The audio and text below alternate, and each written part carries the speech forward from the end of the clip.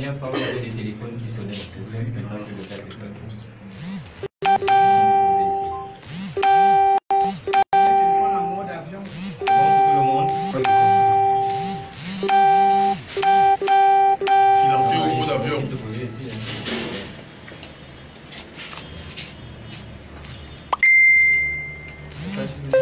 Elle faut entrer. Voici ma page.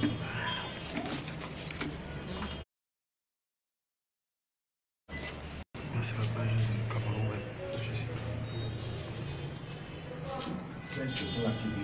Un téléphone qui dit. Je ne peux pas celui-là, c'est le je vais dans le mettre.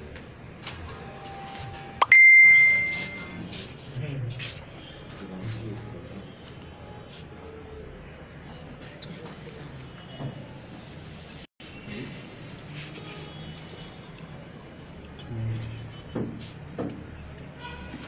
C'est bon? Mesdames et messieurs, c'est bon? Pas encore. Ok. Mesdames et messieurs des médias, soyez les bienvenus. Cet autre rendez-vous que nous avons pris avec vous aujourd'hui, nous sommes vendredi, la semaine s'achève, je sais que vous êtes fatigués et que vous avez sûrement travaillé toute la semaine. Je vous remercie d'être venus si nombreux. Aujourd'hui, je prends de nouveau la parole en mes qualités de porte-parole de M. Maurice Kamto et de Team Press Officer de son équipe de coordination. Je voudrais vous parler aujourd'hui de 3 points précis. Le premier concerne le contentieux que nous avons, le recours que nous avons introduit auprès du Conseil constitutionnel. Il y a moult tergiversations autour de ce recours et il convenait de faire quelques précisions. La première, c'est que nous avons introduit un recours en annulation partielle, non pas dans cette région, mais dans des circonscriptions qui se trouvent réparties dans cette région. Ces circonscriptions réparties dans cette région ne représentent pas l'ensemble de ces régions-là. Cette précision est très importante. L'autre précision que nous faisons, c'est que au moment où Maurice Kamto, lundi de la semaine en cours, fait son adresse, dans laquelle il revendique le but qu'il a marqué en tirant le pénalty. La photographie au sortir des bureaux de vote est clairement un autre avantage à son avantage. Il se trouve que le dimanche, vous devez en être informé, sont enlevés dans certaines parties du territoire nos représentants. Je vais vous prendre l'exemple du régional de l'extrême nord, qui lui n'a certes pas été enlevé, mais qui, alors qu'il est en conversation avec Maurice Kamto, il lui fait le compte rendu verbal des opérations de vote, les communications ont été coupées avec cette partie du pays. Toute la soirée. Ce n'est pas anodin, parce que précisément nous avions mis sur pied 3 systèmes qui permettaient de collecter les mêmes données, mais par 3 canaux différents. Il y avait un système informel qui intégrait les télécommunications. Il y avait un système moins formel il y avait un système formel, pardon, qui intégrait les télécommunications. Il y avait un système moins formel qui passait par le téléphone arabe. Et il y avait un 3e système sur lequel je ne vous montrerai pas très prolixe pour l'instant. Dans les 3 cas, nous avions dans un premier temps l'information en temps réel. Dans un 2e cas, nous pouvions avoir des éléments qui nous permettaient déjà de vérifier l'information. Et dans un 3e temps, nous pouvions avoir un ultime élément de preuve inattaquable. Ces précautions que nous avons prises nous ont donc permis d'avoir la photographie au sortir des bureaux de vote. Mais vous devez donc savoir qu'au moment où les communications sont interrompues, nos représentants ont été enlevés. Pour le cas de l'extrême nord, nous ne savons pas au moment où nous vous parlons où sont une bonne brochette de nos représentants. Et vous devez donc savoir quelle conception certains se font des opérations de vote, notamment dans le cadre d'une élection présidentielle. Ce que nous disons, il faut que cela soit dit clairement afin que nul n'en ignore, c'est que au-delà des fraudes répertoriées par nous et archivées, nous avons des attitudes qui relèvent du crime organisé, qui ont été orchestrées contre nos représentants, qui, je le répète, sont portés disparus. Dans certaines autres zones, le sud du pays, l'est, nous avons eu des représentants qui ont été chassés manu militari avec l'usage de la violence dans certains cas, des bureaux de vote, et dont les opérations de décompte et d'établissement des procès-verbaux, certains d'entre eux, se sont faits à huis clos. Cependant, cela n'a pas changé la photographie au sortir des urnes.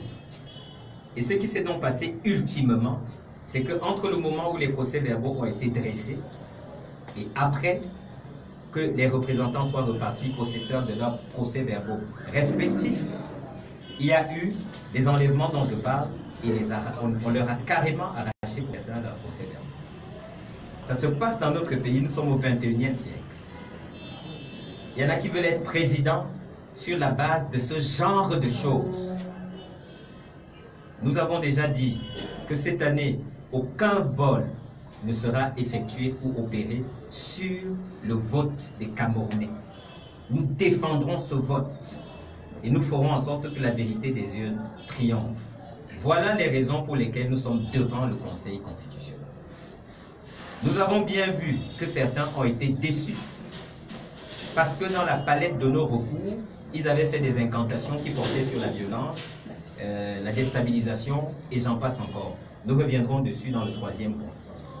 Ça, c'est pour le premier point concernant le contentieux que nous avons introduit et que nous entendons utiliser pleinement pour que le monde entier voit les fraudes qui ont émaillé cette élection. Nous vous faisons aussi remarquer que nous espérons qu'au terme du contentieux, l'avantage qui était un avantage ténu avant les fraudes qui sont intervenues à partir de dimanche au soir, nous espérons que cet avantage ténu va être accentué et aggravé. Et que la différence entre le gardien de but un peu indolent auquel nous avons mis ce but et nous s'accentuera, cet écart va s'accentuer de manière flagrante. C'est un autre espoir que nous mettons dans ce contentieux.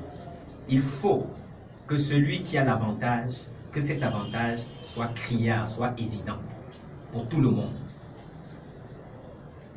Nous voulons aussi attirer votre attention sur le fait que durant les opérations de fraude qui sont engagées depuis peu, des bureaux de vote fictifs, des listes de votants fictives, au moment où nous parlons, sont en train de naître, selon certaines informations que nous avons. Nous avons des raisons de croire que cela devrait aussi préoccuper, y compris ELECAM, à qui nous demandons solennellement de présenter les gages d'un processus qui n'est pas vicié. Parce que nous avons des éléments probants que nous présenterons qui laissent croire le contraire. Mais nous ne voulons pas à ce stade accuser de manière péremptoire ELECAM de quoi que ce soit. Mais nous attirons leur attention. Parce que nous répétons que les précautions qui ont été prises durant cette élection feront en sorte que nulle part la fraude ne prospère. Et je me permets de vous faire remarquer que lorsqu'on a gagné ou lorsqu'on prétend l'avoir fait, on n'appelle pas de faux observateurs pour accorder de faux satisfecits. Ceux qui gagnent ne trichent pas, ceux qui gagnent ne mentent pas sur les résultats. Et désormais, les Camerounais voient en plein jour qui sont les menteurs. Et les menteurs, maintenant qui sont débusqués, il faut tirer toutes les conséquences. On ne ment pas pour rien. On ne ment que pour cacher en général un forfait. Ce forfait, c'est la fraude orchestrée autour des résultats qui nous donnent l'avantage et qui justifie notre affirmation sur le but. Nous avons un deuxième point dont nous aimerions vous parler.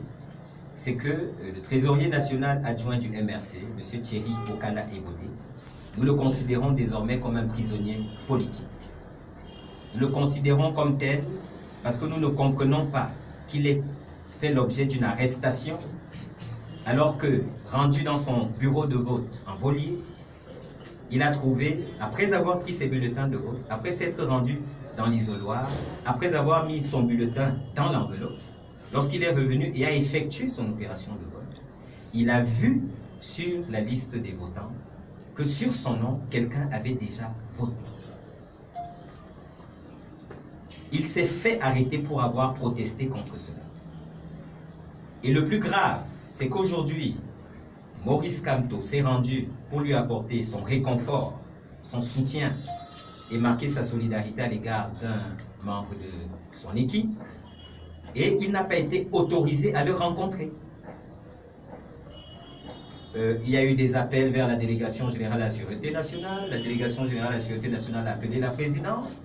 Et jusqu'à présent, nous attendons les instructions, les très hautes instructions. C'est ce qui a été dit.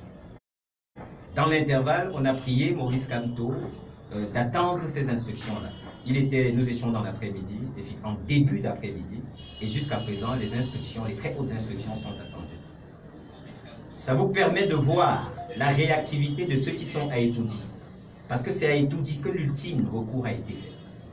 Vous vous rendez compte que pour accorder une suite favorable, qui n'est d'ailleurs pas une formalité légale, à la visite par Maurice Kamto de Thierry Okala Ebodé, il a fallu en référer à la présidence et que quelques heures plus tard, on n'a pas de réponse.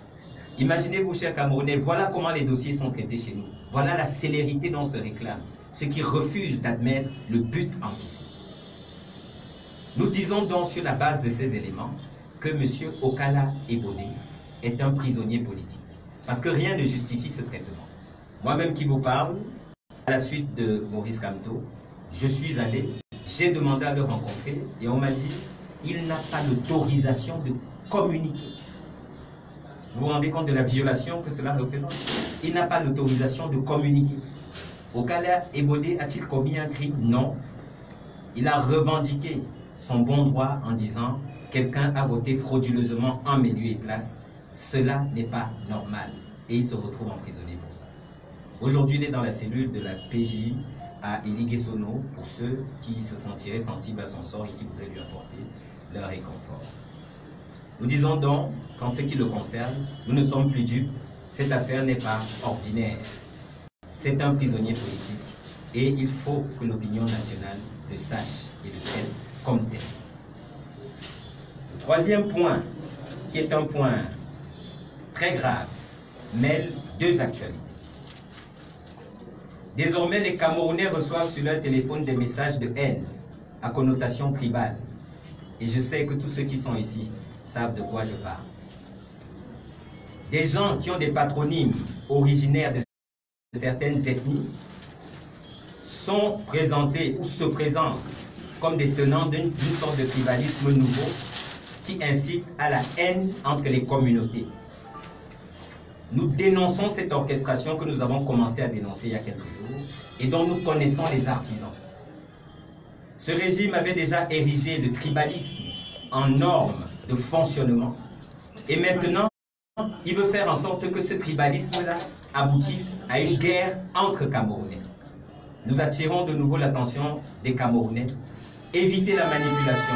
Tous ces profils que vous voyez sur Facebook qui naissent du jour au lendemain et qui commencent à attiser une certaine haine tribale des communautés à l'égard des autres, méfiez-vous de ces profils.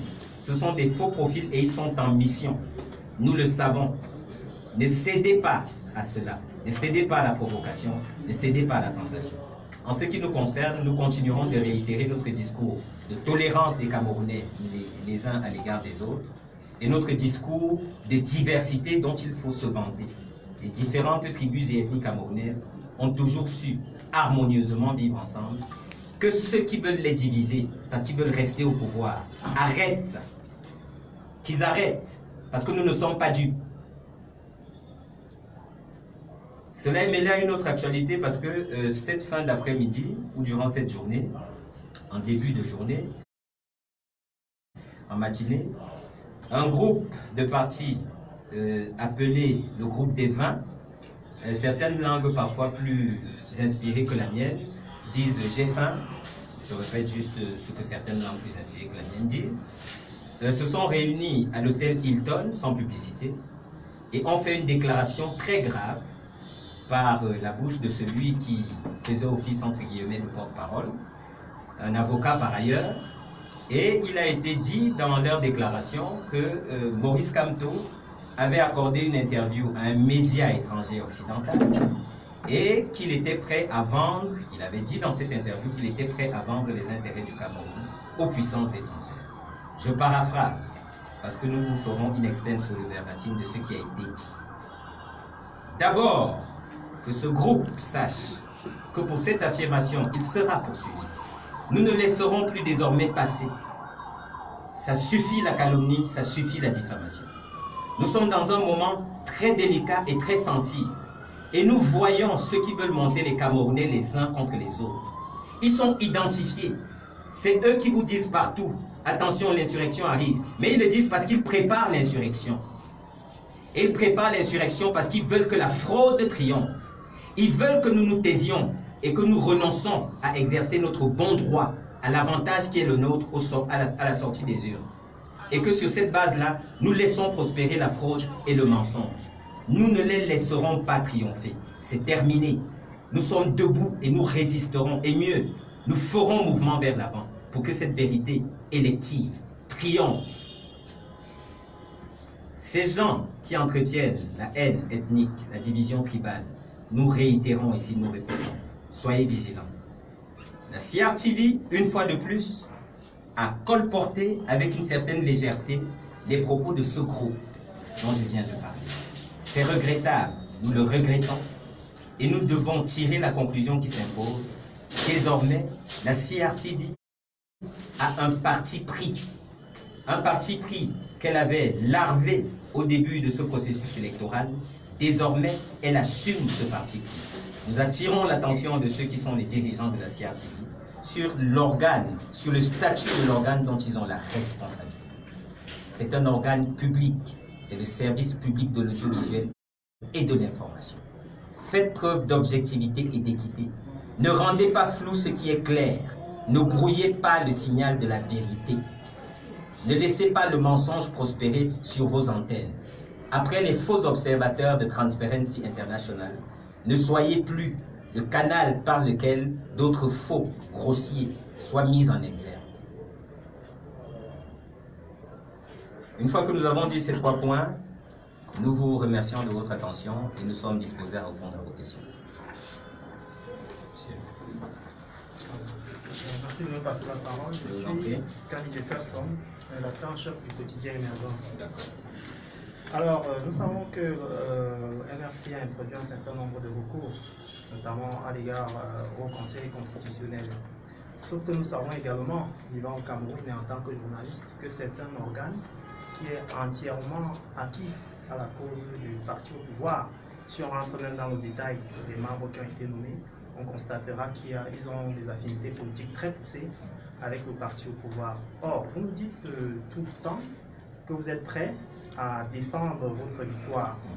Étant entendu que beaucoup de Camerounais se posent des questions, notamment sur ce qui pourrait se passer dès lors qu'on aura rendu public ces résultats, on aimerait bien savoir jusqu'où êtes-vous prêts à aller pour défendre, n'est-ce pas, votre victoire que vous réclamez tous les jours. D'accord. Alors je vais vous citer M. Maurice Kamto. À titre personnel, je préfère souvent dire professeur Maurice Kamto, mais vous savez, il rappelle à toute l'équipe autour de lui que durant cette campagne, il est un citoyen ordinaire, il faut dire monsieur. Donc que certains n'aillent pas voir une certaine trivialité de ma part dans l'expression. Donc M. Maurice Kamto nous a dit, parce que ce débat a été fait en interne, il nous a dit, en ce qui le concerne, il croit dans la bonne foi de tous. Et il croit que rien n'est figé. Ça veut dire des gens hier pouvaient être des bandits et demain ils se retrouvent être des repentis, ils sont réintégrés dans la société et ils trouvent leur place.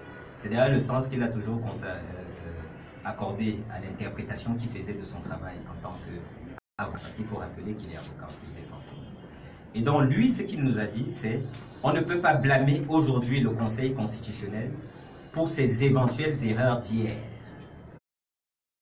Et on ne peut pas faire un procès par procuration au Conseil constitutionnel. On jugera le Conseil constitutionnel dans la manière dont il rendra sa copie sur cette question et seulement dans la manière dont il fera son travail après, nous pourrons apporter un jugement.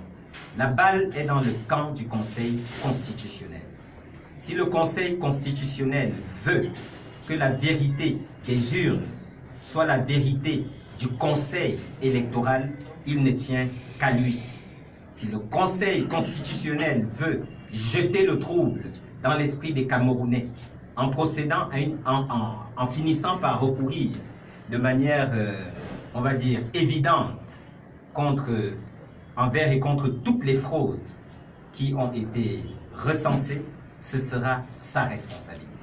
En ce qui nous concerne, nous ne ferons pas plus de commentaires sur, c'est d'ailleurs pour la raison pour laquelle il y a certains éléments de preuve que je me garderai d'évoquer, parce que désormais le contentieux en ce qui nous concerne est ouvert, et donc nous laisserons la justice utiliser ou recourir à ces éléments de preuve. Mais nous entendons dire une chose, que les Camerounais restent très attentifs, que le débat citoyen qui a commencé sur le code électoral, sur ELECAM, ce débat qui est amorcé depuis lundi dernier, de sorte qu'aujourd'hui, les aberrations de ce code apparaissent avec évidence aux yeux de tous, que les veilles des Camerounais ne retombent pas. Soyez comme des watchdogs, surveillez ce qui se passera au Conseil constitutionnel, parce que le Conseil constitutionnel travaille pour le peuple camerounais. C'est au nom du peuple camerounais que la justice est rendue chez nous. C'est en tout cas ainsi que cela est écrit dans la Constitution. Et c'est la formule à laquelle recourent les juges lorsqu'ils vont proclamer leur décision. Donc que le peuple camerounais au nom duquel sera rendue la décision ou seront rendues les décisions du Conseil constitutionnel reste dans le même éveil qui est le sien en ce moment même. Qu'il reste vigilant, qu'il reste en éveil et qu'il soit sur les remparts de la protection de notre nouvelle démocratie naissante. Parce que leur vote de la dernière fois a été en faveur du changement. Et cela est clair et indiscutable. Yannick Apoua Radio Balafon, vous avez parlé de diffamation dans vos propos un peu plus tôt. Ce sera contre le porte-parole qui a tenu des déclarations lors de la conférence qui s'est tenue en début d'après-midi à Yaoundé ou contre le groupe G20. Nous laissons les avocats décider la forme que prendra la plainte qui, dès l'heure où cela a été dit en radio, sur les ondes du poste national, a été diligentée. Ils ont été saisis. En ce moment, les éléments probants sont recueillis et la meilleure forme juridique que devrait prendre la plainte est en train d'être étudiée.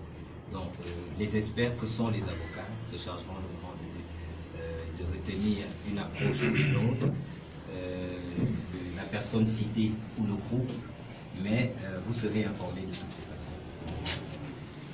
Oui, monsieur Anaba. Merci.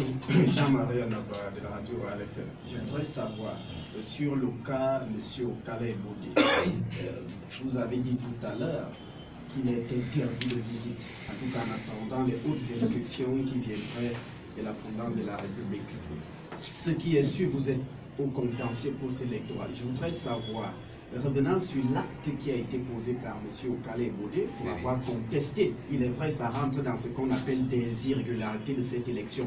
Pourquoi n'avoir pas attendu lui en tant que militant qui respecte bien son parti et qui respecte les lois de ce pays, et le code électoral n'est pas né aujourd'hui, pourquoi avoir posé cet acte-là au point de revendiquer aujourd'hui qu'il est interpellé et qu'il est mis aux arrêts? Pourquoi n'avoir pas accepté, accordé quand même qu'il y ait ces irrégularités, et puis le moment venu qu'on aille au contentieux post-électoral? Maintenant, je suis en disant, si vous permettez, il y a également, c'est vrai que c'est le vent qui souffle actuellement sur les réseaux sociaux. Il y a quelques minutes, moi personnellement, j'ai lu une information selon laquelle, ça peut être un fake news, d'après vous, selon laquelle, à côté de M. Okala Ebode, M. Maurice Kamto, y compris le vice-président, Maître Sim, serait également interdit de visite. Je ne sais à quel niveau. Alors, pour commencer par la dernière question que vous avez posée, M. Maurice Kamto, en compagnie de Maître Emmanuel Sim et quelques autres personnes, se sont rendus, les deux et l'autre, au courant de la journée, à la PJ déléguée Sono, pour rencontrer M. Okala Ebode. Parce que la loi ne dispose pas que des personnes détenues pour des délits présumés soit interdit de visite ou de communication. La loi n'en dispose pas ainsi. Donc ils se sont rendus à la PJ, et rendus à la PJ, ils ont été interdits d'accès à la PJ. Ils n'ont pas pu rencontrer Okada Ebode, et ce qui leur a été dit, c'est que les hautes instructions de la hiérarchie étaient attendues. Et on allait plus loin.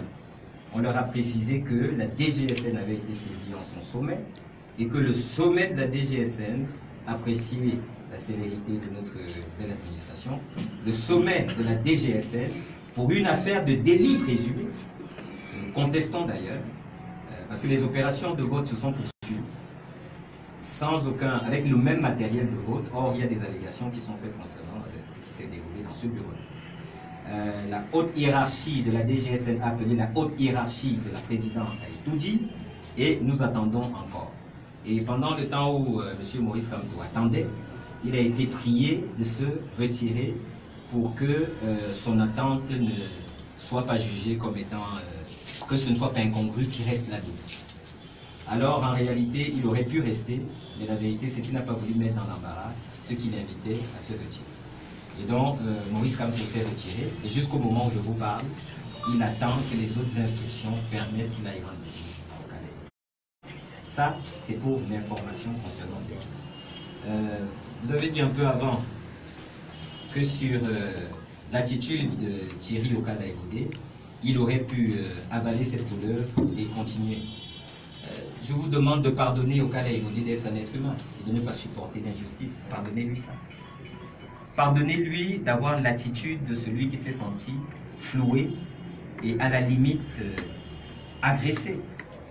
Parce que la vérité, c'est qu'aujourd'hui au Cameroun, beaucoup ont vu leur vote volé et n'ont rien dit. Beaucoup ont assisté à des opérations frauduleuses et n'ont rien dit. Beaucoup ont vu comment de l'argent s'est baladé et n'ont rien dit. Beaucoup ont vu nos résultats et les connaissent et ne disent rien. Beaucoup ont vu pendant 36 ans le pays aller à volo et n'ont rien dit. La corruption s'est généralisée, ils n'ont rien dit.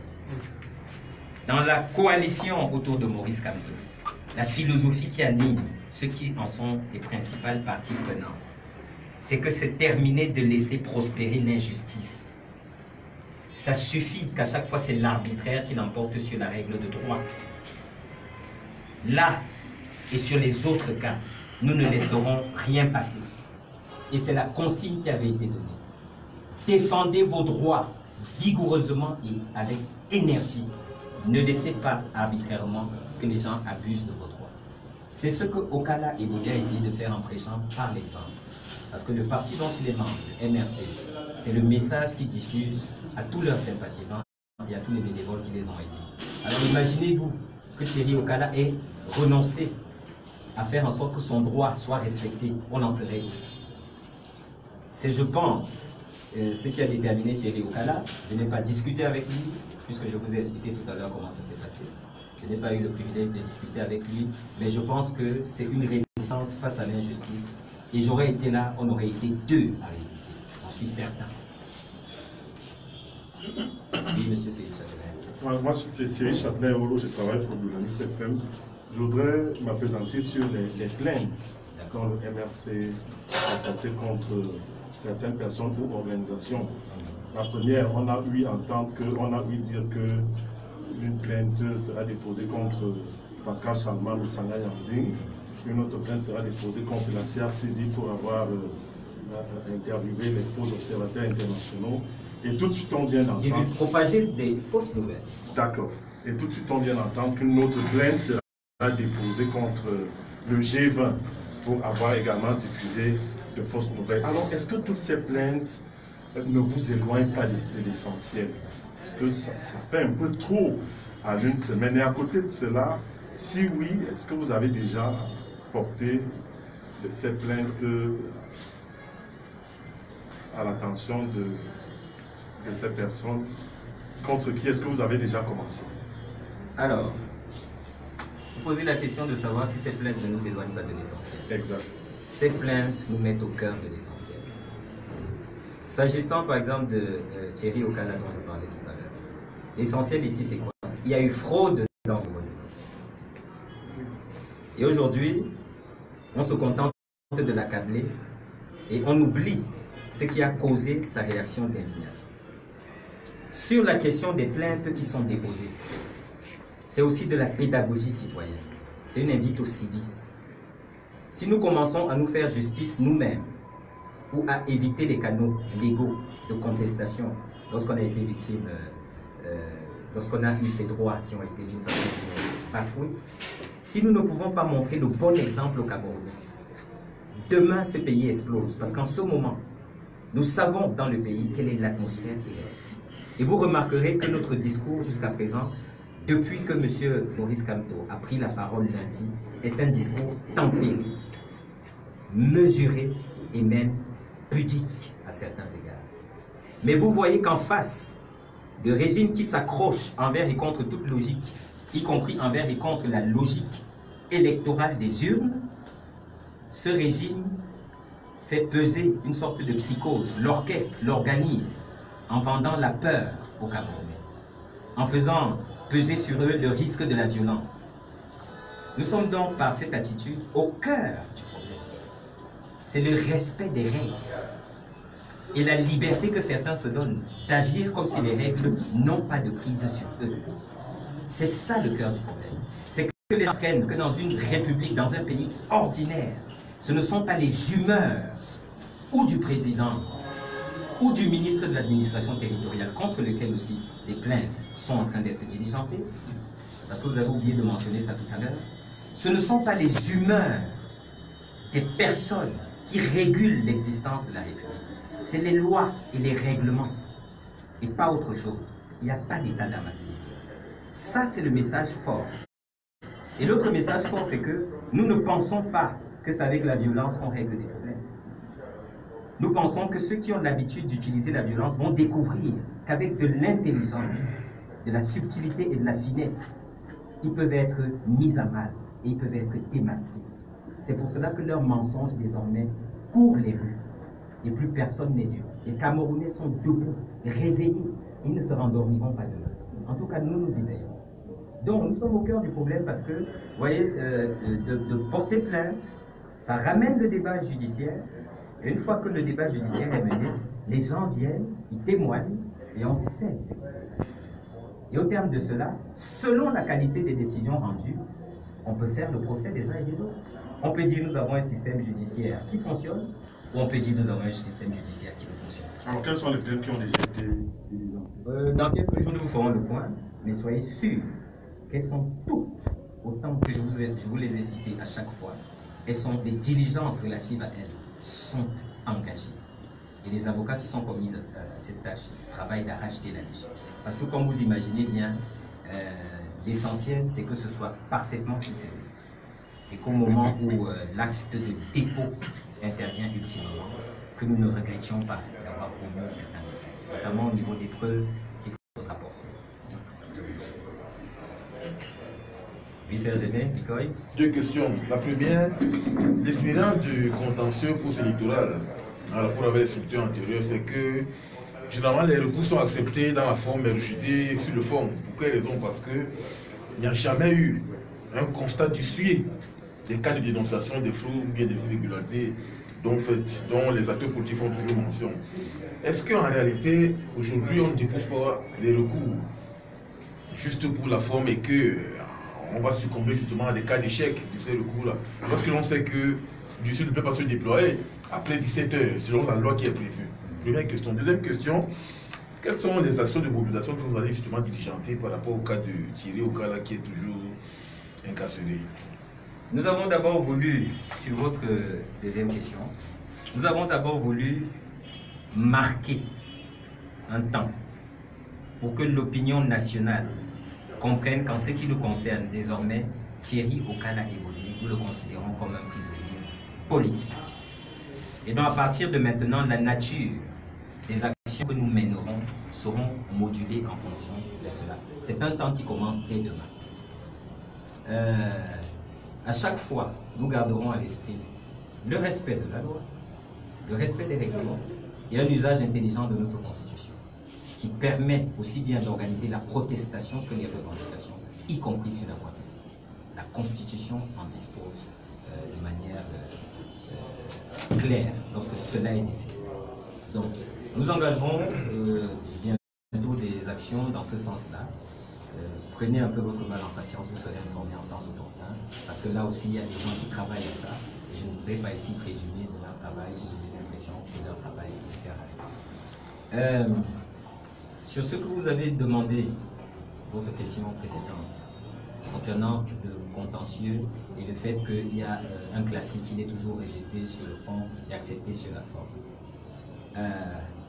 Je répète ce que je disais un peu avant peut-être, c'est que ne préjugeons de rien s'agissant du Conseil constitutionnel. Le Conseil constitutionnel s'inspire d'une tradition qui nous est étrangère. Vous savez, les gens ont parlé récemment de Maurice Kamto qui se serait adressé, je fais une petite parenthèse, à un média étranger, comme si être étranger c'était une faute, ou alors qu'on va lancer des pogroms et massacrer tous les étrangers, ne plus parler avec eux, et après on va vivre tout seul. Et ceux qui ont dit ça ont oublié de rappeler que Maurice Kamto lundi, c'est d'abord à la presse camerounaise qu'il a réservé la primeur de ce qu'il avait à dire. Et ceux qui sont ici des hommes de médias savent d'ailleurs ce qui s'est passé en coulisses s'agissant de la presse nationale et s'agissant de la presse internationale. Vous savez qu'il a fallu harmoniser les positions concernant certaines choses et que cela s'est fait. Donc, la presse camerounaise, vous en êtes d'ailleurs ici la preuve, est privilégiée aux yeux de Maurice Kamto et une interview accordée à Libération ne changera rien à cela. Donc, sur ce que vous disiez au sujet du Conseil constitutionnel, il y a le fait donc que ce Conseil, certes, a souvent eu cette attitude, mais je disais la jurisprudence qu'il a mis sur pied au Cameroun veut que le pays dont on a calqué ce modèle institutionnel, à mon grand regret, à titre personnel, a bâti les prérogatives du Conseil constitutionnel sur essentiellement des jurisprudences. Ça veut dire que c'est le juge du Conseil constitutionnel qui a complété la loi par la qualité de ses décisions. C'est ce que le Conseil constitutionnel aujourd'hui au Cameroun est appelé à faire. On lui demande en 2018 de faire valoir des prérogatives qui sont les siennes, notamment dans sa capacité à créer des précédents, parce qu'il en a la capacité. Il peut faire jurisprudence. C'est la moindre des choses en ce qui le concerne. Donc, le fait que ces possibilités existent en droit fait en sorte que, je crois, l'optimisme de Maurice Kamto est justifié. Et donc, ne présumons de rien. Vous savez, en général, on est présumé innocent, c'est ça le principe, jusqu'à preuve du contraire. On va appliquer ça au Conseil constitutionnel. Il est présumé être innocent sur le contentieux de 2018 à l'occasion de l'élection présidentielle, jusqu'à preuve du contraire. Maintenant, ne le jugeons pas pour ce qu'il a fait hier. Moi, c'est Léopold Das, je suis du Messager. J'ai deux petites préoccupations, je les appelle comme ça. La première, c'est que le candidat Maurice Kamto dit qu'il a gagné les élections. Il nous annonce comme cela. Et à la suite, maintenant, il se pourvoit devant le Conseil constitutionnel en recours. On s'étonne quand même de la procédure et la presse en a parlé. Comment peut-on être victorieux, vainqueur d'une élection et en même temps porter plainte? Ça crée la confusion et je peux comprendre les confrères qui ont réfléchi comme ça. La deuxième préoccupation, c'est que, supposons, on est dans la fiction maintenant, je sais que c'est difficile parce que la fiction, c'est pas toujours la chose la plus aisée du monde. Supposons qu'au sortir du compte rendu du verdict du Conseil constitutionnel et que Maurice Kamto soit défait, ou bien que le candidat au pouvoir soit déclaré vainqueur. Que fait donc le MRC? Je vous en prie. Vous savez ce qu'on dit avec des si. Oui, c'est tout à fait. On peut dire qu'avec des si, Yaoundé serait Yandé. S'il n'y avait pas de O. Ok. Je reprends votre question sans faire trop d'esprit. Excusez-moi. C'était pour décrisper un peu l'atmosphère. Envisager l'option inverse. Et si le Conseil constitutionnel respectait le choix des Camerounais tel que sorti des urnes, est-ce que ceux qui nous président et gouvernent depuis 36 ans de façon fort calamiteuse, est-ce que ceux-là accepteront ce résultat? S'ils ont déjà de la peine avec le résultat sorti choisir, qu'ils connaissent et que nous connaissons. Parce que c'est ça la vraie question. L'attitude de Maurice Kamto, posez cette question aux Camerounais qui ont voté et dites-leur, qu'est-ce que vous ferez si on vous vole votre vote? C'est à eux qu'il faut poser la question, pas à Maurice Kamto. Pas à Maurice Kamto. Vous voyez? Donc, je vous en prie, n'inversons pas les rôles. Cette question devrait être destinée à ces deux entités que je viens de citer. Le peuple d'une part, mais surtout la personne qui incarne le régime président-gouvernant actuel. Accepterez-vous le résultat des urnes tel quel, sans aucune intervention artificielle? Moi, je prends des paris sur cette réponse. Sur le point que vous avez évoqué avant, concernant la contradiction apparente entre le fait de revendiquer une victoire et le fait d'aller introduire un recours et donc de se plaindre. On a voulu nous pousser à la faute. Vous devez le savoir. Quand on a vu ce qui était sorti des urnes, je parle du régime président-gouvernant de Yaoundé, quand on a vu ce qui est sorti des urnes, il y a eu des mesures qui ont été prises. Et je vous parle de ce scénario depuis le début. C'est-à-dire que artificiellement, il y a un scénario qui est en cours pour modifier la photographie au sortir des urnes. Et ce scénario, nous en avons eu vent.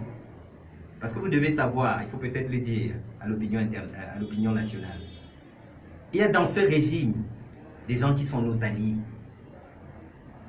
Il faut qu'on le sache. Il y a parmi eux des gens qui nous aident. Et la seule chose qu'ils nous demandent, c'est qu'on se montre discret à leur sujet. Mais ils existent. Et on a un accord pour le dire si c'est besoin, si cela est nécessaire. On doit juste respecter l'anonymat de ces personnes. Nous savons en temps et en heure, quand une chose est faite, qui l'a fait. Nous savons. Parce qu'il y a des lanceurs d'alerte. Dans ce pays, il y en a qui veulent que ce pays retrouve la normalité, qu'il redevienne un pays normal.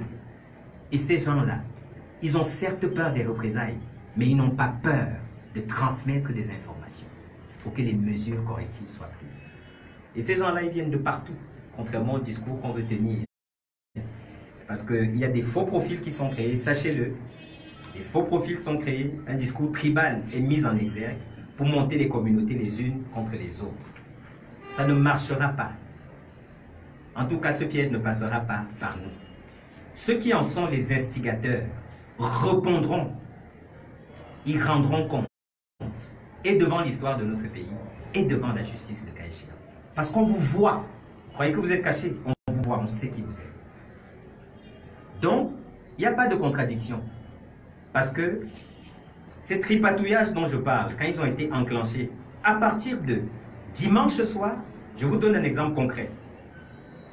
Dimanche soir, M. Maurice Kamto s'entretient au téléphone par un des canaux de collecte de l'information que nous avons, puisque la zone de l'extrême nord nous tenait particulièrement à cœur. Et donc le régional de l'extrême nord s'entretient avec M. Maurice Kamto et est en train de lui rendre le compte par bureau de vote. Interruption de l'appel. M. Maurice Kamto relance l'appel. Nous étions coupés dès cet instant jusqu'au lendemain. Téléphonique, vous voulez dire? Toutes les communications avec cette partie du pays ont été coupées. Demandez à tous les états-majors qui, comme nous, étaient massivement représentés dans les bureaux de vote dans cette région-là, les communications ne passaient pas. Mais pire, ils ne se sont pas arrêtés à ça. Certains des nôtres manquent à l'appel et nous sommes très inquiets. Ils ont purement et simplement disparu. Vous vous rendez compte? Pour avoir été des représentants dans un bureau de vote, nous ne pouvons pas aujourd'hui, au moment où on vous parle, répondre de manière claire aux membres de leur famille qui nous demandent de leur nouvelles. Il faut le savoir. Voilà comment ce régime organise sa survie à l'extrême nord. Voilà les méthodes auxquelles il recourt. Ce n'est pas digne, ce n'est pas honorable.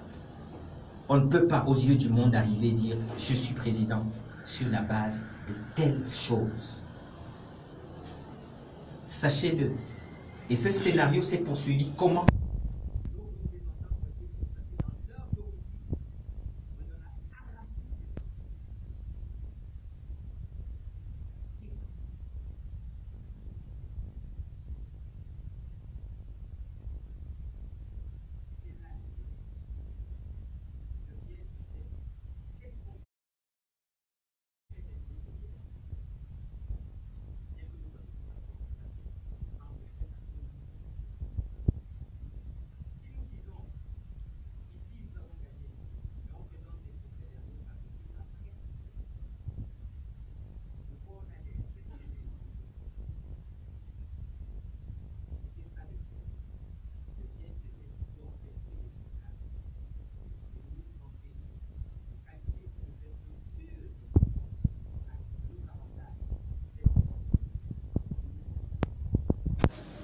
Et dans le moment venu, quand on nous aurait brandi éventuellement des résultats en contradiction avec ce qui était sorti des urnes, on nous aurait dit, mais pourquoi vous n'êtes pas allé au contentieux?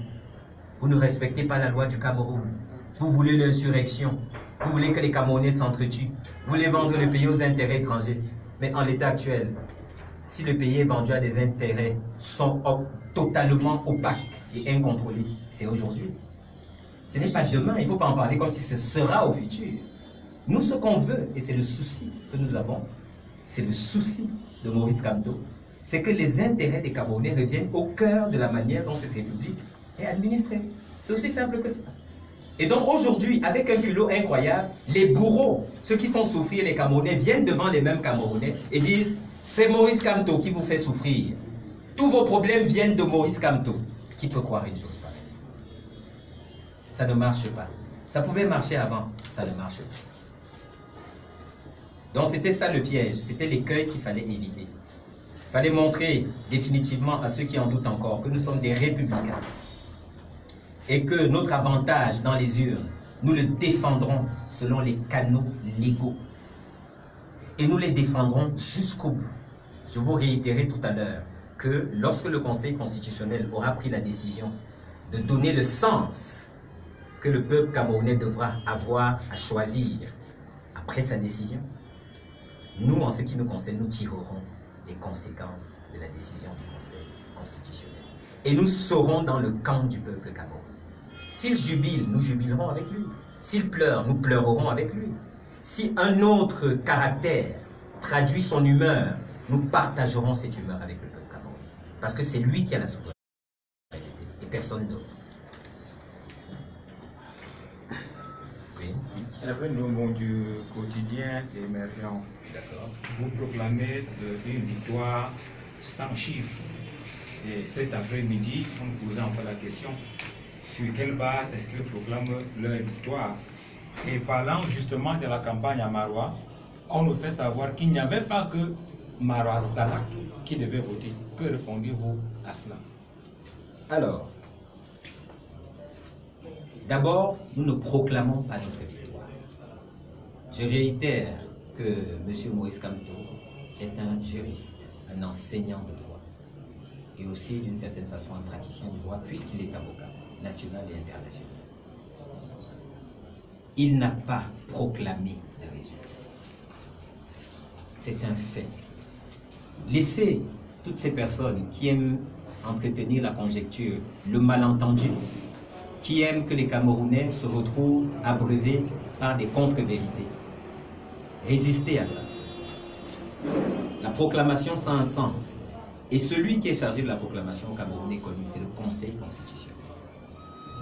Mais maintenant, la revendication d'un résultat, la revendication d'un avantage, la revendication d'une victoire aux sorties des urnes, tels que les bulletins compulsés en vertu de l'article 113, en disposent, après que les résultats de vote, après que les bulletins de vote aient été dépliés et que ces résultats ont été compulsés, le résultat final est rendu public dans chaque bureau de vote. Autrement dit, tout Camerounais disposant de quelques moyens d'information que ce soit, à notre image, est en capacité de savoir quels sont les résultats sur l'ensemble du territoire. Et je réitère que maintenant, il n'y aura que les opérations de collecte des PV qui suivront. Mais les résultats peuvent être connus en temps réel. C'est l'affaire d'un coup de fil, ça passe par le téléphone arabe et d'autres canaux aussi que nous avions mis sur pied dont je parlerai ici.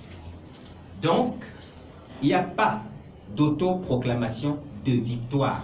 C'est aussi la raison pour laquelle Maurice Kamto s'est gardé de donner quelques chiffres que ce soit, ou quelques autres tendances agrégées d'une façon ou d'une autre ce soit. Mais vous devez savoir que dans notre équipe, quand nous compilions les résultats, nous avons des membres de la diaspora camerounaise qui nous ont fait honneur parce qu'ils étaient là présents, ils se sont rendus disponibles. Et je peux vous promettre que l'efficacité des calculs qu'ils ont mis en place et certaines projections, avec l'aide notamment de certains outils informatiques et quelques calculs statistiques, opérés par des experts en la matière, la fine crème de ce que notre diaspora compte à l'étranger, parce que c'était aussi un de nos jokers, les calculs et la photographie au moment où nous avions l'essentiel de ce qui était la photographie du résultat, ou du vote, pardon, au soir du 7 octobre.